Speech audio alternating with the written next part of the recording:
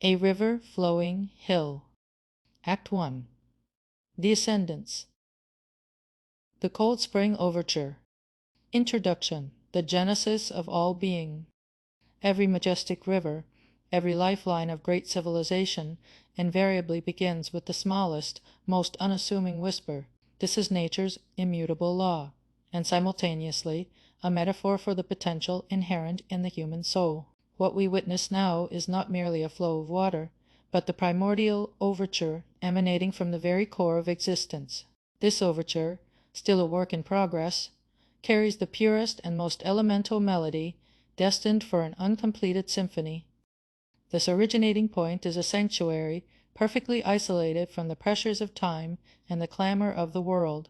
No artificial noise, no fatigue or anxiety from modern society penetrates this profound depth. It is a space where only the earth's heartbeat resonates, dominated by the complete silence and promise that precedes the birth of all life. Chapter 1. Genesis. In Stillness. 1. The first sigh of the droplet. From the deepest recesses of the earth, filtered through countless strata and bedrock over centuries, the water finally shows its first sign of emergence on the surface. This is not a violent eruption. Rather, it is the first clear sigh. The water is cold, and its movement is astonishingly slow. It hesitates, as if questioning itself whether it is ready to venture into the world, a blend of caution and deliberation embedded in its languid pace. The omniscient narrator knows this slow commencement is the very act that presets the patience required for the long journey this stream is fated to undertake.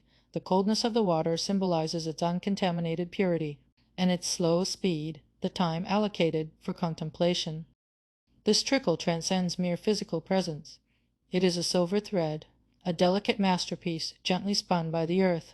With extreme care and devotion, the narrator recognizes this thread as the seed of a monumental existence that will nurture countless lives in the future. The water does not immediately turn into a torrent. It waits upon the land for a moment. It is like an ascetic measuring its own strength, awaiting the world's summons. It waits upon the land, just starting flow. This phrase captures the primordial dilemma of all existence, the conflict between stasis and motion that the stream faces at its source. This waiting is not simply stagnation. It is the preservation of a secret. This secret is nature's way of protecting itself until the water is strong enough to avoid losing its identity amidst the world's tumult, until the day is done and all noisy activity ceases. The omniscient narrator is aware that this secret is ultimately destined to be revealed as a vast river, but the precise timing depends entirely on nature, as providence. The water is born with infinite potential, but the grandeur of that potential will only be realized when time is given. This state of latency is the most humble expression of reverence for the beginning of the world. 2.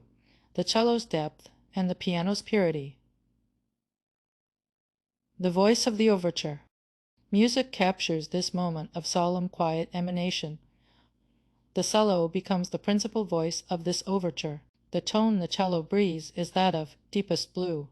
This blue is not a physical color, but symbolizes the depth of the abyss, solitary contemplation, and the weight of the grand journey ahead.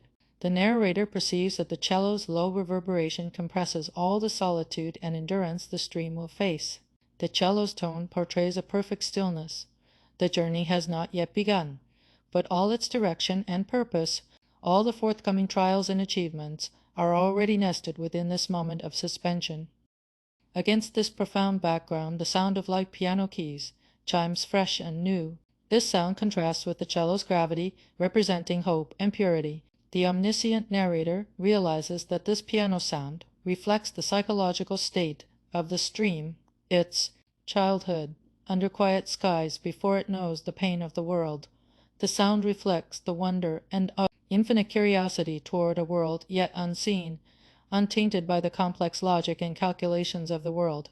If the cello signifies the weight of the origin, the piano symbolizes the lightness and innocence of newly born life, achieving perfect harmony. The contrast between these two instruments proclaims that this dream is born bearing both purity and profound responsibility simultaneously. No sound of haste or urgency reaches this place. The noise of busy city traffic, The desperate cries of crowds rushing towards deadlines, the fervent pleas for success, all of the city's urgent plea fails to reach this sacred sphere. The narrator senses the invisible barrier of nature protecting this pure space from the invasion of secular noise. Only silent promise remains, the premonition that the spring is near, and the vast potential of what is to be. 4. This watercourse saturates the air. This is a prophetic moment confirming that the stream's mission is filled with immense potential. Chapter 2. The cradle's protection and the first movement. 3. The earth's nurturing. The source of the stream is not merely a topographical feature, but a cradle that protects and nurtures life. The omniscient narrator knows this source to be nature's most sophisticated nursery. The surrounding mossy stone serves as both a witness to time and a caregiver. These stones silently absorb the morning light after enduring the cold dawn. The stones generously return the warmth they absorb back to the nascent stream. This act is the maternal care of nature, supplying the stream with the essential initial energy it requires. The interaction between the stone and the sunlight forms a sheltered cradle, safely hidden from the world's turbulent sight. The narrator emphasizes that this isolation is crucial for the stream's fragile initial phase. In this protected space, innocence can dream without disturbance. The stream quietly dreams of the images of the journey it is about to undertake. This symbolizes that every great beginning requires ample time to mature, isolated from external pressure and interference. The early stages of growth are delicate and demand cautious protection. This place is the final sanctuary, guarding purity against the world's violence. 4. The unknown trajectory, the winding track. After spending time under protection, the small watercourse finally begins to move. It is not yet a powerful current. It merely finds its winding track as the tiny current. This initial flow may be clumsy and imperfect, but it originates from the very nature of the water itself. The omniscient narrator observes that this tiny stream's trajectory is drawn purely by instinct, without knowledge of the landscape it will encounter. A life ahead, completely yet unknown, unfolds before this stream. Like human life, the stream knows nothing of the riverbanks it will carve, the canyons it will meet, or the plains it will cross. However, the narrator presents the paradox that this ignorance is a blessing. The stream does not turn back or halt due to any thought of sorrow for the past. It never reverses its course, bound by failure or regret. No thought of sorrow ever turning back. This phrase strongly suggests that the stream's mode of existence is a pure forward progression, unencumbered by the past. Its strength originates only from the fundamental source, only the simple strength derived from earth. And a stone, an elemental and primary resilience, propels the water forward. The narrator confirms that this strength is a pure movement, relying not on external encouragement or reward, but on the intrinsic impulse and fundamental energy of existence itself. The stream never forgets its source, and in that simplicity it finds the wisdom to overcome all complex obstacles. Chapter 3. Encountering Fate. 5. The sound of purity.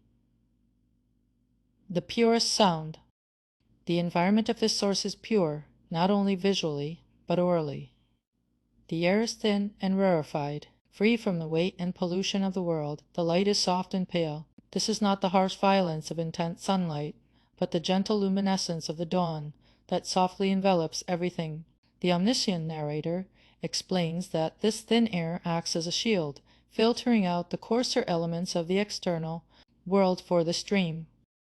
The sound emanating here is the purest sound that nature can create.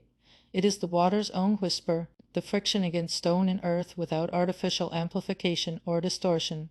This is a humble start before the whipping gale. The narrator knows that this stillness is temporary, and that the stream will soon face immense trials. While this peace makes one forget the scale of the impending ordeal, it also suggests that this purity is the fundamental source of strength to overcome all difficulties. In this moment of serene emanation, a rhythm set before the march of fate. This rhythm is the primordial beat that will govern every change in speed, every eddy, and every period of stagnation the stream will experience. The narrator explicitly tells the readers that This rhythm is an eternal constant determined by the water's inherent nature, not by external forces. This rhythm will soon become the core theme threading through the entire narrative. 6. The silent test. The overture converges its meaning in its final moments. The music swells briefly. The sounds of the cello and piano merge, projecting the stream's potential, hinting at the intense journey about to begin. The narrator glimpses the stream's future within this grandeur, but this intensity does not last, quickly fading to simple rest. This symbolizes the modesty of nature, which does not rush to reveal everything at once. This entire process remains unmarred by any hurried human plan. The stream's existence and flow are independent of human will or desire, controlled only by the pure laws of nature. The overture concludes with a whispered truth. It is not a clear declaration or a grand revelation. It is merely a silent, humble test. The stream tests its own existence, proving its purity and resilience in the silence. This stillness, this waiting, this pure sound, is ultimately the gentle overture of life and man. The omniscient narrator concludes the overture by subtly implying to the readers that the story of this small stream is ultimately the universal truth, that every great life begins from such a quiet and too modest source. The cello's depth, the piano's purity, the stone's warmth, and the stream's slow start, all these elements whisper to us to return to the source, and remember the purest beginning of our own existence. All strength, all wisdom, all hope are already latent within the primordial stillness held by this cold spring.